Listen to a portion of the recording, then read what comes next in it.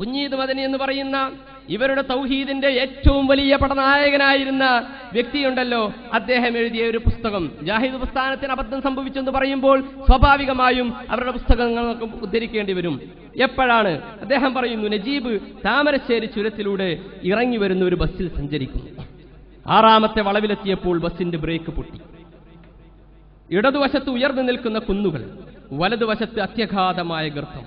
അവന്റെ മുഴുവൻ ശക്തിയും തന്ത്രവും തളർന്നു പോകുന്നു. അവൻ പഠിച്ച 18 അടവും നിഷ്ഫലമായി തീരുന്നു. ഇനി മനുഷ്യാതീത ശക്തിക്കു മാത്രമേ തന്നെ രക്ഷിക്കാൻ കഴിയൂ എന്ന് അവൻ ഉറപ്പിക്കുന്നു. ഈ സന്ദർഭത്തിലാണ് പരമമായ വിനയത്തിന്റെയും താഴ്മയുടെയും പ്രകടനമെന്ന ഇബാദത്തിന്റെ നിർവചനം പരിപൂർണമായി മനുഷ്യനിൽ പ്രകടമാകുന്നത്.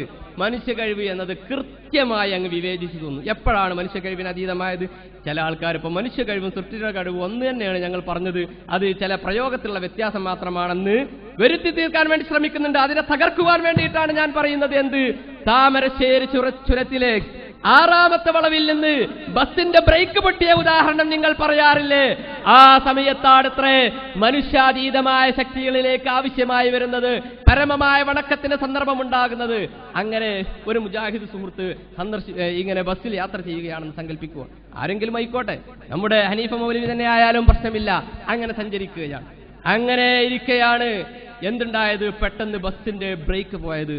ഈ സമയത്ത് മൗലവി ചിന്തിക്കുകയാണ്, എന്ത് ശരിയാ, മനുഷ്യാതീത സൃഷ്ടികളുടെ കഴിവിനപ്പുറത്തുള്ളത് ചോദിക്കലല്ലേ പ്രാർത്ഥനയാവുകയുള്ളൂ. പുതിയ നിർവചനം അതാണല്ലോ. അതുകൊണ്ട് സൃഷ്ടികൾ എന്ന് പറഞ്ഞാൽ അതിൽ ജിന്നുകളൊക്കെ പെടും. ഇവിടെ വലിയ ചുരമാണ്, ജിന്നുകൾ ഉണ്ടാകാൻ നല്ല സാധ്യതയുണ്ട്. അതുകൊണ്ട് വല്ല ജിന്നും ഈ പരിസരത്തുണ്ടെങ്കിൽ, എന്റെ ശബ്ദം ശ്രവിക്കുന്നുണ്ടെങ്കിൽ, ജിന്നേ എന്നെ ഒന്ന് സഹായിക്കണേ, എന്നെ ഒന്ന് പൊക്കിയെടുത്ത് കൊണ്ടുപോകണേ. പണ്ട് ഞാൻ ശബാബിൽ വായിച്ചത് ഓർമ്മയുണ്ട്. എന്ത്? ജിന്നുകൾക്ക് പിശാചുക്കൾക്കൊക്കെ മനുഷ്യനെ അന്തരീക്ഷത്തിലൂടെ താങ്ങിയെടുത്ത് കൊണ്ടുപോകാൻ സാധിക്കും. അങ്ങനെ എന്നെ ഒന്ന് സഹായിക്കണേ എന്ന് ജിന്നിനോട് ചോദിച്ചാൽ പ്രാർത്ഥനയാവുകയില്ല എന്നാണ് പുതിയ ഗവേഷണം.